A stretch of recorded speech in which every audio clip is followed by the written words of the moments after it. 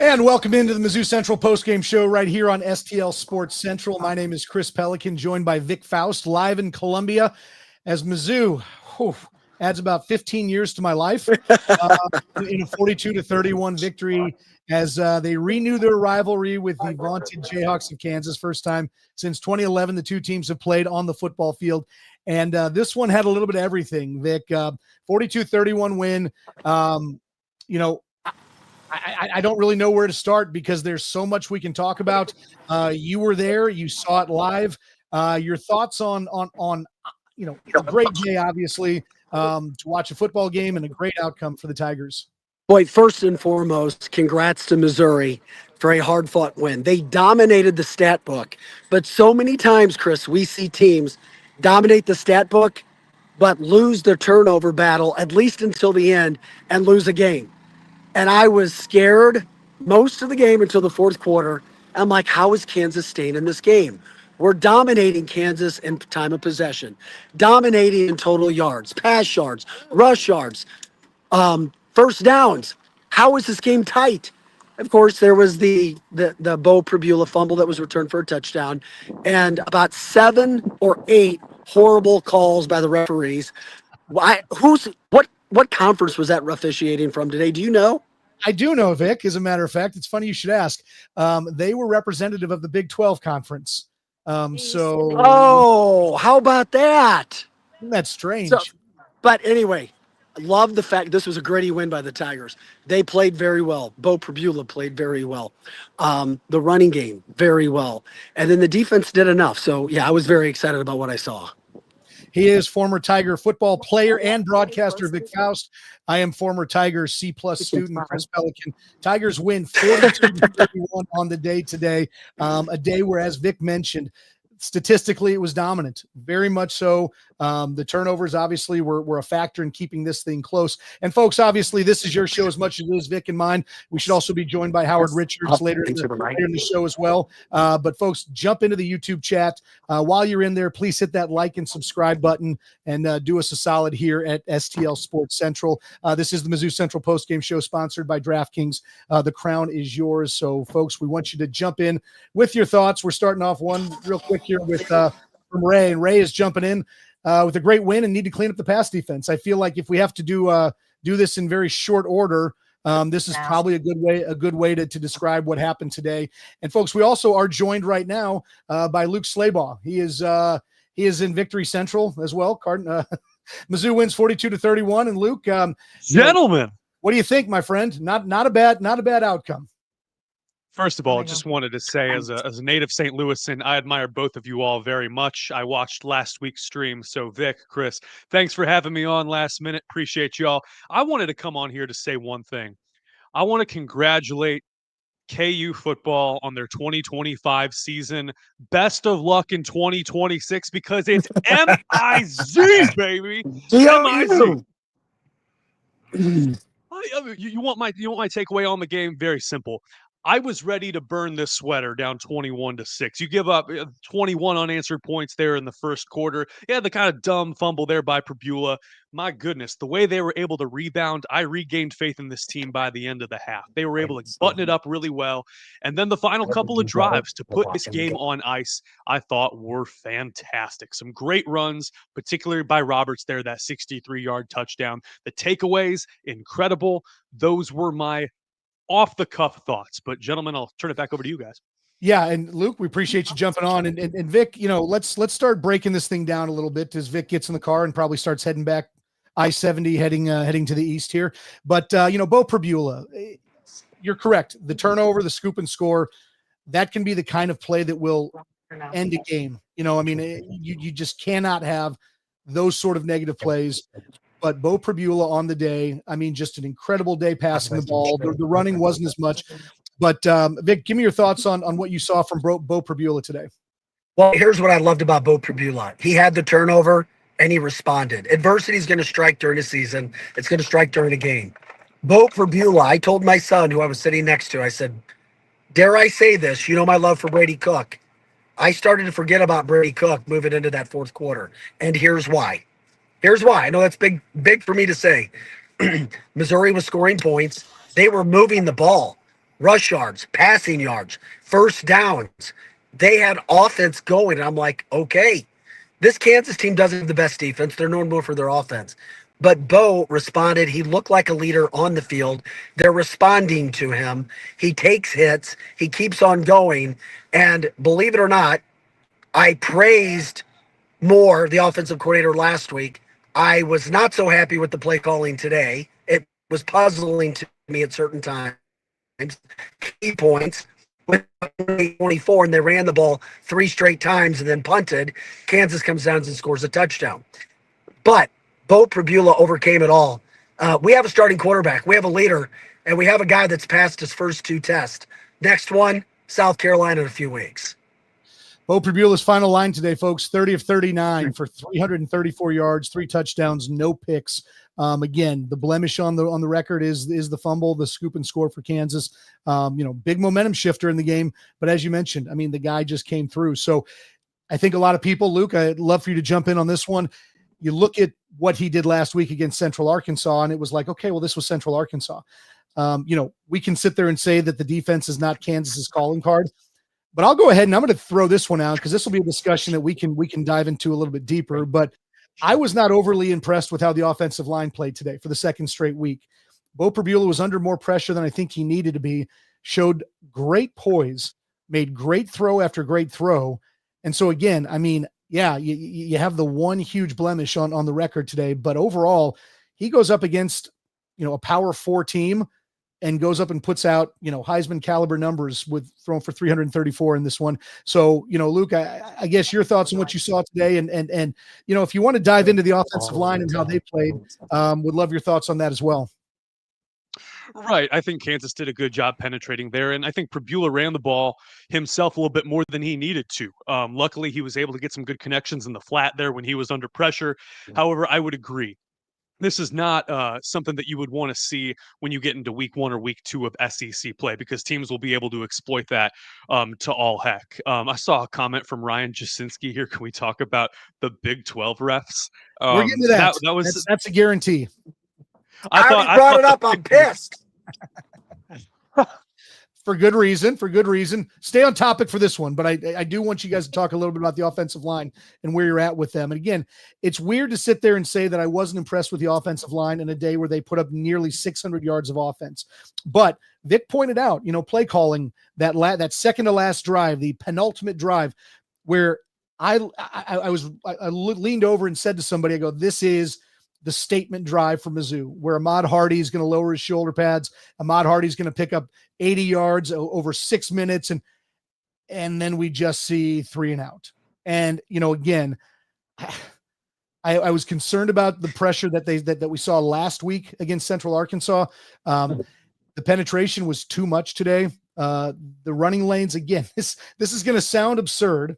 Again, Jamal Roberts rushes for 143, Ahmad Hardy for an even 100.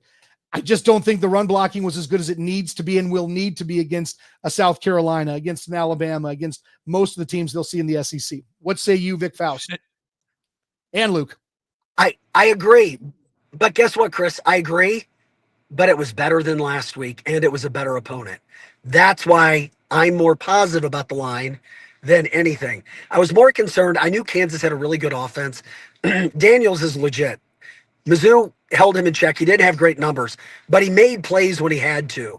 And I think Kansas is going to win some games because of that offense. Sure. I was more concerned with what I saw on the defensive side than I was with the offensive line, which is why I'm more hopeful today than I was last week with the line play. Luke, what do you think?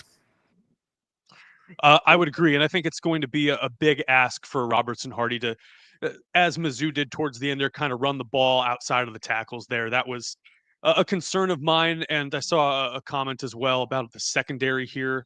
I would agree as well. Letting Daniels air it out there in crunch time was concerning to see. I'm glad they were able to pull it out and stifle them. But that 3 and out there in particular, you would like to see some more designed runs for a situation like that late in the game. It's again, when we talked to Howard Richards last week, he mentioned this, and I think that this is the only thing that gives me some semblance of solace in this whole thing. He mentioned last year's offensive line, which week to week got better last year. that Brandon Jones is one of the better coaches of the offensive line in the conference, maybe even in the country. And so I'm hoping that the fact that they've got 3 new starters on that offensive line, that Caden Green's a guy who, moved positions 2.5 weeks before the start of the season, that maybe a little bit more time, a little more coaching is going to get this thing into a little bit better place. But again, for me, this is, we have to sort of reframe the conversation in my mind, because if the conversation starts with Mizzou's ceiling this year is a playoff team, right? Then I think the offensive line has got to be markedly better than what it is right now. That's kind of where it's at. I don't know that I've got a ton of faith that it gets there. But that's my biggest concern at this point in time. And we talk about the defensive line. I want to throw it over to that side of the ball as well. So, I know that Ryan had mentioned that the secondary was a concern. I would look at this and say, when any quarterback has 5 to 7 seconds to make decisions and throw the ball down the field, then any secondary is going to look bad. So, and this is, I'd be curious what both you guys think about sort of the way the defensive line played, because you're watching the game and what you realize pretty quickly is that Corey Batoon was not going to let Jalen Daniels scramble his way to a win today, right? Very, very disciplined rush lanes. They were not getting up the field, despite the fact that you've got guys like Damon Wilson and Darius Smith, who are just lightning bolts coming off the edge. But, do you guys agree with the game plan to not put a little bit more pressure on Daniels? Because again, I think the secondary looked flawed because they had to cover guys for an exorbitant amount of time. Luke, what do you think? I do agree. I was fine with the game plan. It wasn't great. Pick your poison. Missouri did what they had to do. They got lucky. Jalen Daniels, he overthrew a receiver that should have been a touchdown in the second half as well. And I was like, we just got very lucky. So when you look at the whole situation, I was fine. The pressure on the quarterback, you'd like to see it better. But at the end of the day, they won. And keep in mind, a penalty kept one drive going for a touchdown, and then a scoop 7 off a fumble from Prebula. That's 14 points, and I'm not counting against the defense. That's why I'm giving them a plus today. Fair enough. That's not bad. Luke, what do you think? I'll tell you, they're going to have to go back, look at some of the film, and prepare a couple weeks from now when Lenora Sellers and USC or South Carolina come to Columbia, the real Columbia, mind you, because not being able to contain someone with that dual threat aspect could burn them quite a bit. Luckily, you got a week to repair and retrace and figure out what you're going to do. But I think I'm with you on this one, Chris. It was disconcerting for a Big 12 opponent and for Kansas in particular. Yeah, right. Let's talk a little bit about some of the more positives. The skill players. I feel like we're at a point now where we can be openly excited about what we see from the skill positions. And Bo Prebula seems to be a great distributor of the ball. But I mean, there were hugely impressive moments today from, Kevin Coleman clearly leads the way. Nick Faust getting out in Kingdom City. Where are we at right now? No, he's talking and walking. No, I'm here back. Fair enough. So, Jamal Roberts. I mean, I'll be honest. When Howard Richards joins us, I'm gonna give a little mea culpa on that, because when he said last week that he expected there to be a pretty even split of carries between Hardy and Jamal Roberts, I kind of laughed at it for a second. And there really was not. It's not at the end of the day. I mean, you had 13 carries for Roberts, but 22 for Hardy. But boy, when they needed to put a game away, Jamal Roberts is in the game. So again, I mean, you look at what you saw from Donovan Olubade. I mean, big game. Brett Norfleet had a huge game. There is a lot to get excited about from the skill positions with this team. Hey, can I give you I want to give a shout out to Olubade. Yep. Because there's nothing better, and you have a great team of receivers and not wannabes and single guys. When Olubade had an incredible block on a Roberts run down the right sideline late in the game, Olubade pancaked the defensive back. When you see receivers who are selling out blocking for their running backs, you got something good to work with. Huge moment for that kid. And when they watched that film, he just earned a room full of supporters after what he did today. Huge block. It's a big play for an 18-year-old to make as well, right? A true freshman being that heady and thinking about that aspect of the game. Luke, your thoughts? I'll tell you, tight end Brett Norfleet was my pick to click preseason. And you go to the ballsiest moment of the game, 4th and 1, fourth quarter on the KU 27. You've got to go for the lead at this point.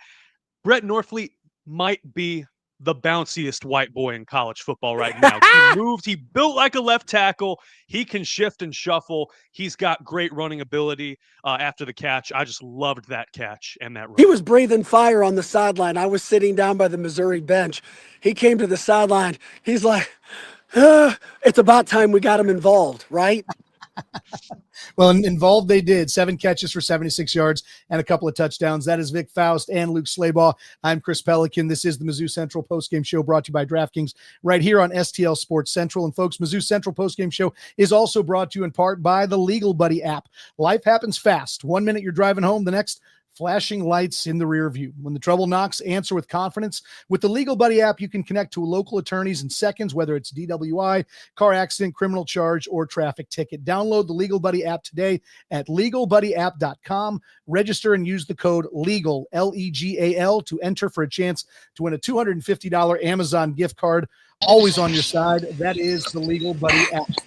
And just in time to finish up our Legal Buddy promo is the great Howard Richards, former Tiger All-American and current Tiger Radio color commentator, working with the voice Mike Kelly on the broadcast today. And Howard, great to have you from the booth up there at Faurot Field. And let's just jump right in.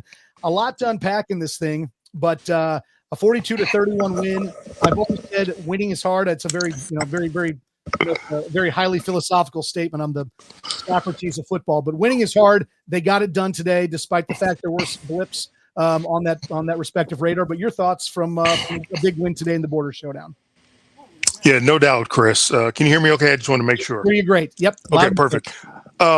Listen, great win for the Tigers. Going back 2 years ago in the 2023 season, Mizzou played K-State and won with a walk-off win.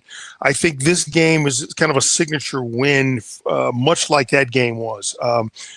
Certainly against a huge rival in the Kansas Jayhawks, a game that I'm telling you, I've never seen anything like the energy that we saw here prior to this week. I mean, I've played in 4 games myself and been around a lot of Mizzou KU games, but this one, there was nothing like it. And, the Tigers had their opportunities. They missed on a few things. They couldn't get consistent pass rush, but they made plays when they needed to. And to me, that's the biggest thing. Big games like this aren't going to be perfect. Areas that need to be improved, but I liked the way that the Tigers came out and finished in the second half, and especially in the fourth quarter. What stood out to you today, Howard? I mean, obviously, Bo Prabula makes a really, really a tough play, right? Again, I mean, it's just that's the kind of play that can change the momentum of the game. It did change the momentum of the game for a brief period of time. But Vic pointed out, Luke pointed out, everyone who watched that game pointed out, you got to admire the moxie of a kid who makes a play like that and doesn't let it kill him. He ends up with a hugely successful game, going 30 of 39 for 334 yards and 3 touchdowns. I mean, it is really hard to say the Tigers do not have a bona fide star quarterback at this point in time. The thing about Prabula is, and I talked about his poise, and I talked about his accuracy, his quick decision-making. You're going to make mistakes in the game, but it's about not just as an individual, but as a team, how you respond to those mistakes, how you respond to adversity. And we saw exactly today that Missouri was able to bounce back, flush that fumble. It wasn't beautiful, but they made the plays when they needed to, again, in a big-time environment. We all know how much this game was hyped up today, prior to today, leading up to today's game. And I thought Prabula came out and overall, I thought he outplayed Jalen Daniels, who was, to me, very highly touted coming into this game. But I think Prabula overall, when you just look at it from a number standpoint, I think he comes out looking like the better player today. One thing I wanted to jump on real quick before the Jamal Roberts touchdown at the end of the game. Last week when you and I were chatting about this, you mentioned that you thought we might see as much Jamal Roberts as we saw Ahmad Hardy this year. And I think most Tiger fans, just they were a little surprised to hear that coming from somebody like you who's close to the program and truthfully knows what they're talking about. And lo and behold, at the most important drive of the game, it's Jamal Roberts getting the ball and putting this thing on ice. I think we've all loved Jamal Roberts' commitment to this program. He's had some nice moments. But, I mean, this is looking more like a 1-2 punch than this is just Ahmad Hardy grinding for 35 carries every game. I mean, kudos. Ahmad Hardy still ends up with 100 yards. So he was obviously a focal point as well. But this two-headed monster in the backfield is looking like it's going to be rather formidable this year in the SEC. Well, you guys know I've played with some pretty good running backs in my career, from James Wilder to Earl Gant, and of course at Dallas, Tony Dorsett and Robert Newhouse and Tim Newsome and Herschel Walker. So I know what goes into the makeup of a good running back. And from the moment I saw Jamal Roberts, his first opportunities, even as a freshman at Mizzou, just outrunning guys on the practice field. And I knew who he was. I didn't know what his number was. I'm like, who's number 20? Because he is killing these guys out here. And I never forgot his number from that point. He's a great young man. I just got to tell you, he's a complete player. As I mentioned last week, catches the ball, blocks, makes some key blocks at key moments, especially picking up blitzes. He's got good hands. And, earlier in the game, I don't know if you guys were listening, you should have been, but I made the point about Jamal Roberts. I said, when he turns the corner, it's lights out. It can be lights out. And he did exactly that. Made me look like I know what I'm talking about. But give credit to him because, he had some down moments when he thought he was going to be more of a contributor. The last couple of years was not. But he has owned up to his opportunities, and I could not be more proud of Jamal Roberts and Kevin Coleman, too. A guy he's in his fourth program, came home to Missouri, wanted to prove something to the rest of the world. I love the fact that he wanted to be here. Drink opened him with open arms, and he's being so productive. And so far, he has loved his time here. I also want to add, I'm good friends with the president of St. Mary's High School in St. Louis, Mike England. We went through leadership / Focus St. Louis together back in 2017, 18, 19. And I text him. I said, "Hey, I'm going to shout out St. Mary's here in the post game, and shout out the St. Mary's Dragons boys." And I could not be more proud for him because he has, we all know what has happened at St. Mary's, how they fought the archdiocese and raised a bunch of money to keep that school open. And I think it just means a lot to have two hometown boys come up to Columbia and represent St. Louis and St. Mary's very well, and two guys that are very deserving of the accolades that they've gotten today. And he had a big fourth down catch today too, which kept a drive going, which we scored on. 100%. Yes, he did. Yeah, no doubt. Huge play. Yeah. So Columbia 2025 is circa South City, about 2017 to 2021. So a lot of people have seen this before. Hey, Vic Faust, I see you driving. Okay, and we, as our producer extraordinaire Joe Roderick pointed out, we wanted to talk about the Legal Buddy app here, not have you use it. So we'll make sure that. I know I'm out. Howard, I've lost my voice this week. I'm like, we need Howard. I'm out as soon as we got Howard. MIZ, baby. Way to go, Tigers. My brother. Down KU. MIZ. See you guys later. We'll see you next week. Vic. Take care, man. All right, that was Vic Chris, Faust. I also got a peace out.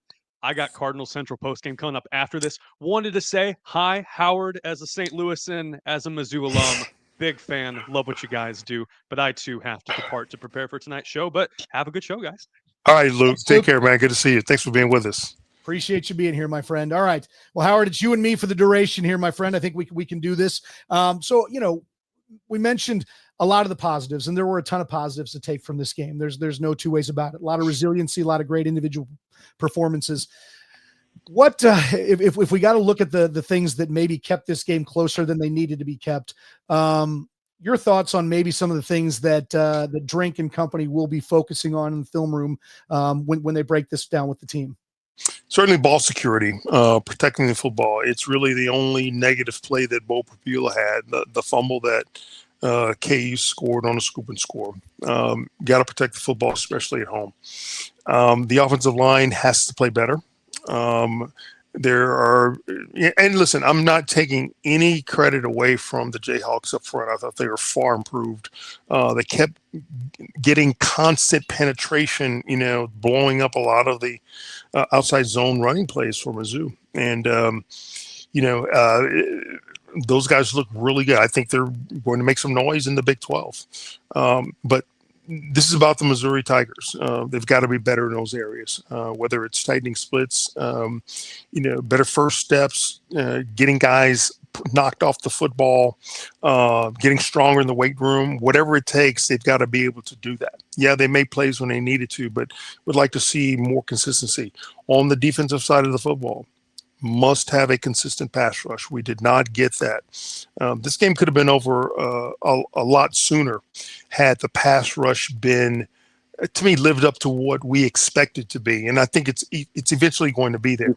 Again, give credit to the Jayhawks up front, but there's too much talent for Missouri on the defensive side of the ball to be so inconsistent in the pass rush. They did make big plays when they needed to. Give a lot of credit to number 9.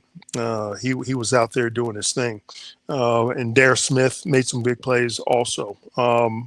But those are the things that stand out to me more than anything. And it's even more consistent play from the secondary. The linebackers played pretty well.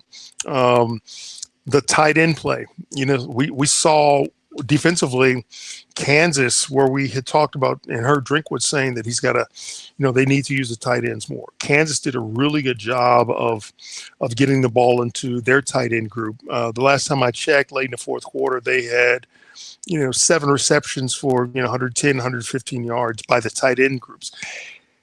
And defenses aren't paying attention to the tight ends. They're not hitting guys coming off the line of scrimmage, which is why Brett Norfleet had the success that he had today. He's 6'7". He's sneaking across the backfield. How does that happen?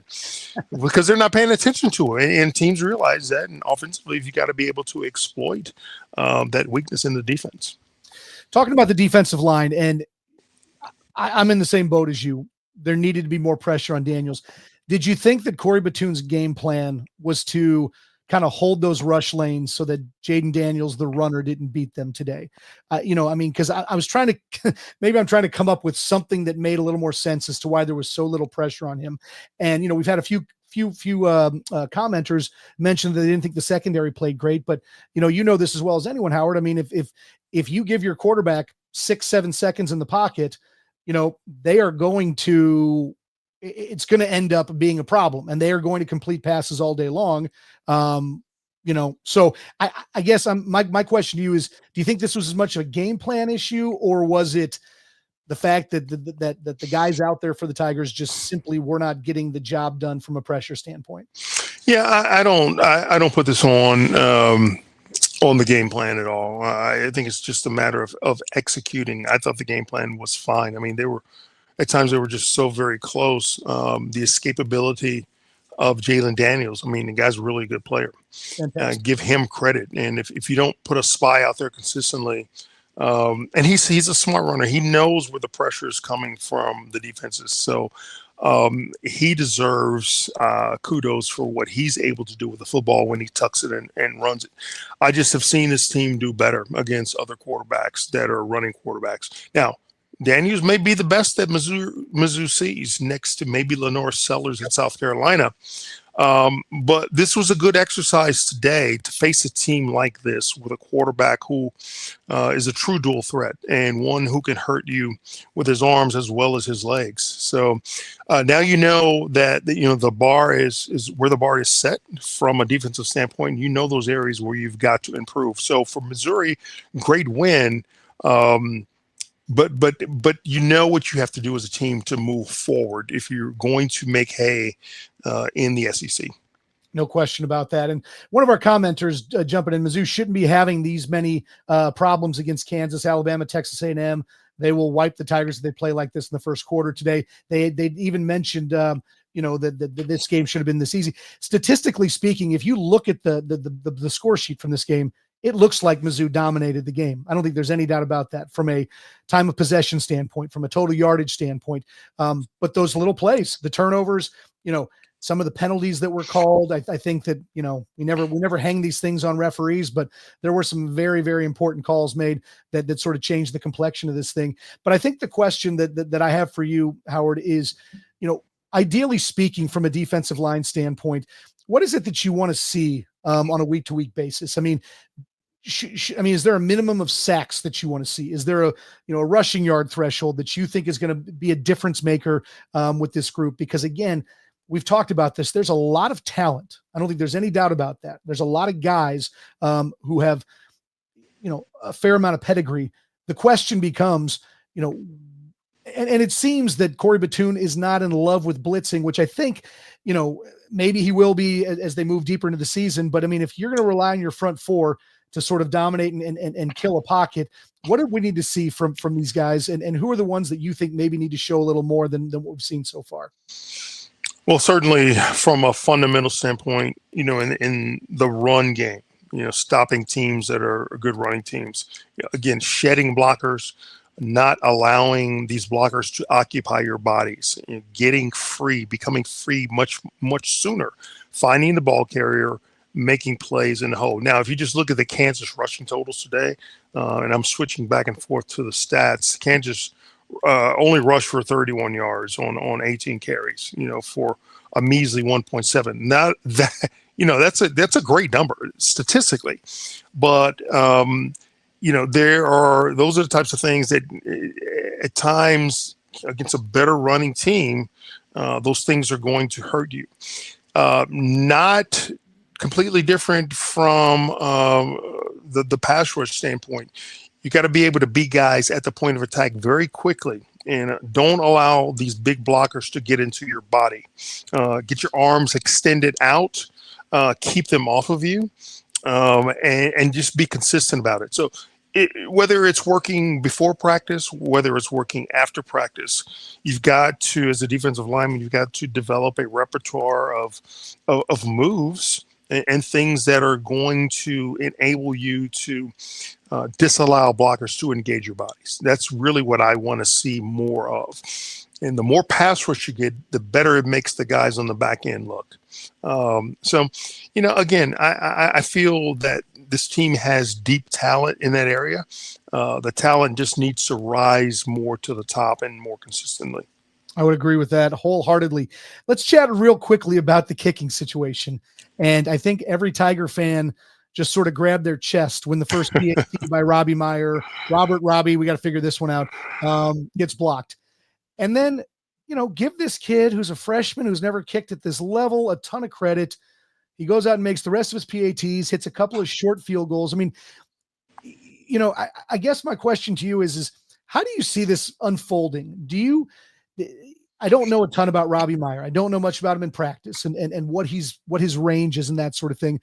But I mean, do we sit there and now believe that every time the Tigers have fourth down from maybe anywhere from their 35, from the opponent's 35 to the 20, that they're just going to be going for it all year? Or do we think that Robbie Meyer's got the chance to come out there and be a guy who can consistently hit 40-yard field goals, which I think if you tell me today that he's going to hit 80% of 40-yard and in, I feel really good about that sort of thing. But I just don't know if that's feasible or if it's even reasonable to expect that from Robbie Meyer. I don't know what his range is, and I don't know that he's really gotten a whole lot of opportunities before this week because of Blake Craig. Right. So I think we just have to take a wait-and-see attitude to see just how consistent, how good, how long his kicks are going to be. That said, it does force you to emphasize, converting on third downs and fourth downs. And not having to rely on a kicker to make big kicks for you because you couldn't convert.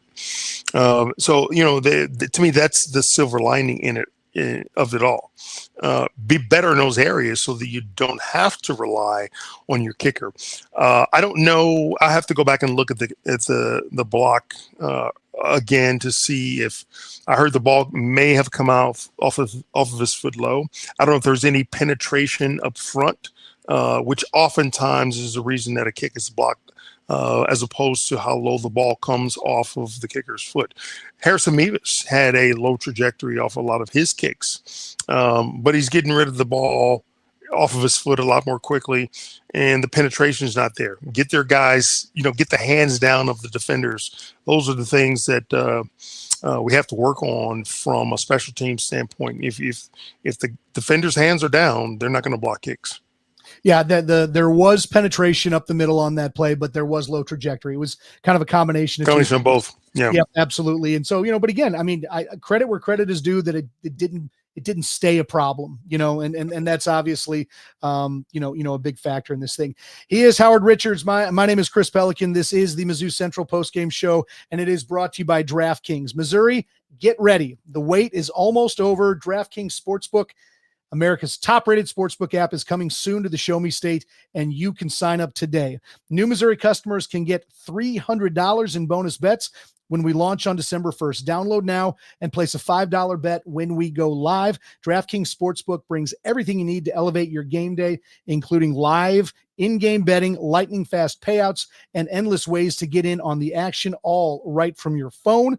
And when we officially go live in Missouri, you will be betting with the Sportsbook app trusted by millions, safe, secure, and has fast money withdrawals. Download the DraftKings Sportsbook app now and use code STL Sports to grab $300 in bonus bets with just a $5 bet when we go live December 1st. That's code STL Sports in partnership with DraftKings Sportsbook. Gambling problem? Call 1-800-GAMBLER. 21 plus, physically present in Missouri. Eligibility restrictions apply. Bonus bets expire 7 days after issuance. Excludes customers who redeem pre-launch sign-up offer. Terms at sportsbook.draftkings.com/promos. Howard, I can't get through that disclaimer fast enough. All the people who do that do it significantly faster than I do. So Tigers win today 42-31. Huge win against Kansas. And Howard, I guess my question to you is, what did today's game do to your expectations of this team, maybe from a preseason standpoint? I made the case earlier that a lot of people that I talked to, fans who, reasonable or not, the bar was making the playoff this year. That was sort of the ultimate goal. From your standpoint, somebody close to the program, has that been sort of your thought that this is the ceiling for this team? And B, what did we see today that either leads you to think that this is still a good possibility, or, something that maybe we're a little farther off from? No, I certainly think that a game like this, you need to have, especially earlier in the season, a game that's back and forth, a game where you're trailing, and you've got to figure out what it is you need to do to be able to fight back, fight through adversity, and come from behind. So this game had everything, turnovers and penalties, big plays, sort of the type of thing that, if you're a fan, this is the type of game you want to see. It's not one-sided, it's not a blowout, but it's exciting. And much like the Kansas State game a couple of years ago, second game of the season, where there was questions about, if Missouri could come from behind and win, they were able to do that. But it's the players on the field that really changed the course of this game. They recaptured the momentum from the Jayhawks, and got it done, especially in the fourth quarter. I'm more concerned about that, the way they're able to finish. Again, no game's going to be perfect. You saw Alabama lose a game last week to Florida State that no one really predicted. But these things happen. It's football. And that's what makes it exciting for me. But I think, again, areas of improvement, the things that we talked about, ball security, more consistency, blocking up front, a more consistent pass rush. Got to get pressure on quarterbacks. It's great to make plays when you need to, but you want to make it a lot easier during the process if you can. So I think Missouri is right where it needs to be. They can't be walking around with their chests stuck out all week, because there are so many areas that need to be improved. Fewer penalties. Kansas, I think, only committed 2 penalties, if I'm not mistaken. But Missouri, I think, had 7 or 8 last week. I think maybe 6 today. But those are areas that they need to improve. Play a much cleaner game. Make smarter decisions on the football field. And I think they'll be fine. The most important thing, we think we got a quarterback that can get it done, that can lead the offense. He makes quick decisions, gets rid of the ball very quickly, knows when to run it. He's exciting to watch. And, the more he works with this dynamic group of receivers, I think the better and more potent this offense can become. Once everyone realizes their potential, once they all realize how good they really can be, if you can put constant pressure on teams and eliminate the mental mistakes, the ceiling, who knows how high it really is for this team. So I think we're fine at this point. And again, it's just about taking care of business week by week. You worry about the following week's opponent when it's time to worry about them. And to your point about how difficult things can be to win games, how so many things have to go right. The 13th ranked Florida Gators just go down at home to South Florida, 18-16. So, again, I mean, this is we've seen a lot of highly ranked teams early in the season have, stinkers of performances. So, I mean, this is college football, right? This is what you have to expect. You got to go out and everybody's on scholarship, as they like to say. So, again, you can glean some pearls of wisdom from every game and find things to work on. But at the end of the day, I just think this is it underscores Florida's loss today, underscores how nice of a win it is to beat a quality team like Kansas the way they did today. Yeah, no doubt. And, I don't care as much about the preseason rankings, but, how was OU after its finish last season? How was OU ranked? How was Florida ranked ahead of Missouri? I don't understand that part of it, which is why I don't pay as much attention to it. But again, now you want to see Kansas really make some noise in the Big 12, right? Based on the way they played today. If Kansas runs the table in the Big 12, it just shows you that maybe this team is much better than people are giving him credit for. And maybe Missouri wasn't as bad of a team as they showed this afternoon. But listen, Missouri's got so much in front of them. Back-to-back 10-win seasons, 10 wins plus seasons. And Eli Drinkwitz and this program has a chance to accomplish something that's never been done, and that's 3 consecutive double-digit win seasons. And, in order to do that, you got to take care of each team each week. They're 2-0, and they're on their way. So good win, areas to improve, but I think we can rest assured, because it's Kansas, that everyone can have a happy evening and celebrate tonight and look forward to Louisiana next week. We will get to that just one second. I had to throw this out because Vic was piping mad when we first jumped on before you joined us about the officiating today. And you know what? We're on the back end of a 45-minute show, and I know that no coach worth of salt will ever sit there and talk about how the referees affected a game. But I'm just curious, aside from the company line of, referees don't win and lose games, which I completely agree with, there were some pivotal moments in today's game where the referees just blew calls, missed them, and they were massive momentum shifting moments. The phantom face mask on Jalen Daniels. There were multiple pass interference calls. Marquise Johnson has his jersey almost ripped off in the end zone, and you're sitting there and you're going, wow, and then you see it's a Big 12 crew. It doesn't surprise you, but your thoughts, I guess, today on what you saw from the Zebras. And again, I preface that all by saying that I know that you can't live and die with them, because they're imperfect and that's what they're going to do. There were some questionable moments. Certainly the face mask, phantom face mask, whether it was a horse collar or what was it? I couldn't see it. What surprised me is though, I don't know if it was a back judge from 30 yards away is calling this play when you got officials that are right there that should have been the ones that called it. And then on late in the game, when Jalen Daniels is tight roping you down the sidelines, it looked like the first one, his first foot stepped out, I don't know, around the 18-yard line. It was way and then the second one, which was more clear on the 8, but then they had the ball marked like 5 yards. What are you guys seeing that we're not seeing?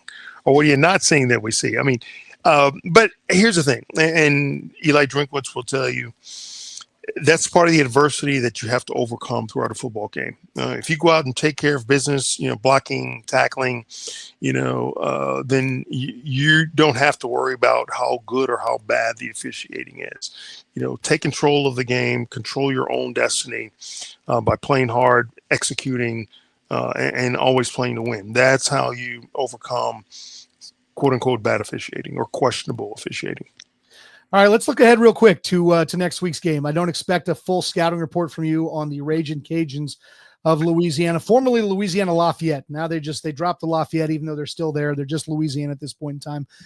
What do you want to see in a game like this, Howard? Because we talk about things in the past, and generally, there's the ramp up, right? You maybe have your 3 or 4 cupcakes before you see a good team. Well, they saw a good team in week 2 of their season this year. So now before we see South Carolina, we sort of dip back into the mid-major level with a team like Louisiana. What do you think Eli Drinkwitz wants out of his team, obviously besides a win against Louisiana, but what do you think he wants to see as they prepare to start SEC play the following week?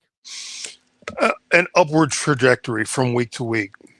Fewer mistakes, fewer penalties, more consistent blocking, better pass protection, no turnovers, more consistent pass rush. It's pretty easy and you can really get a sense of how your team's going to play by the way teams practice. What you want to do is avoid a letdown after a big week like Kansas, that took so much energy from, not just your fan base, but your players. I mean, they knew what was at stake here. And if they didn't, they certainly should because it's Kansas. But I think, again, just more consistency in the areas of concern that we've talked about. And if you do that, then you're going to play a cleaner game. Fewer penalties, of course, conversions on, in the red zone, conversions on 3rd down, 4th down conversions, all the areas where you need to be sharp, better special teams play, better tackling. I named it all. If a team does all those things well, Chris, you're going to win probably 99% of the time. It's putting it all together.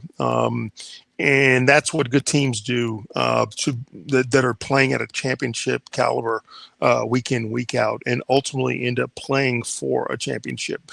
That's what Missouri has to work towards each and every week of this season. That is a 3:00 kickoff next week from Faurot Field. Howard Richards will be on the call along with Mike Kelly. And, I'm going to put you on the spot here because we got a chat comment, and I don't know if you know the answer to it, but we're going to go ahead and ask anyway. Ray Beersdorf is asking, Howard, do you know when the North End Zone project is going to be completed? It'll be completed before the 2026 season kicks off. I don't know how soon before, but I mean, just looking at it today, I'm looking at it right now, and it seems like every week that we show up, more progress is made. And from everything that I've heard, it is on schedule. So it will be ready, should be ready well before 2026 kicks off. And it's going to be amazing. Yeah, I've seen some of the renderings. Looks fantastic. My good buddy Dave Matters told me all about it. So, very much excited about that, and certainly going to make this a first-class SEC stadium. Well, Howard, any closing thoughts from you? I mean, I think we've kind of been over a lot of it, but as we wrap up, a huge win, 42-31 Tigers knock off KU today. Final thoughts from the press box there at Faurot. I don't think there's anything else that we can cover that we haven't talked about. But listen, let's give the fans a huge amount of credit for showing up early, really being loud, knowing all the words to Mr. Brightside and all the additional words to Mr. Brightside that are not part of the original lyrics. All those things matter. And I think it just creates a tremendous atmosphere here at Faurot. This place is this year, it's been as loud as I've ever heard it. And that was when I played before 75,000 folks. So they're starting to get it. I give a lot of credit to the creative folks and the marketing and those that have really gone a long way to improving the in-stadium and fan experience, because all those things matter. To me, they're worth 1 or 2 wins per season. Missouri's already on track. They haven't lost. Didn't lose any games the last 2 years at home, and I'm looking forward to keeping that streak alive.